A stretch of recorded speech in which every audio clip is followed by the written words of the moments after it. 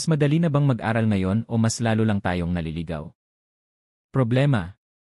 Isang click lang may sagot ka na. Pero isang scroll lang din ubos na ang oras mo.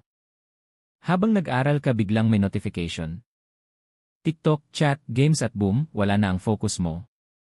Realization. Sa digital era, hindi na problema ang impormasyon. Ang problema. Disiplina. Kasi kahit gaano ka katalino.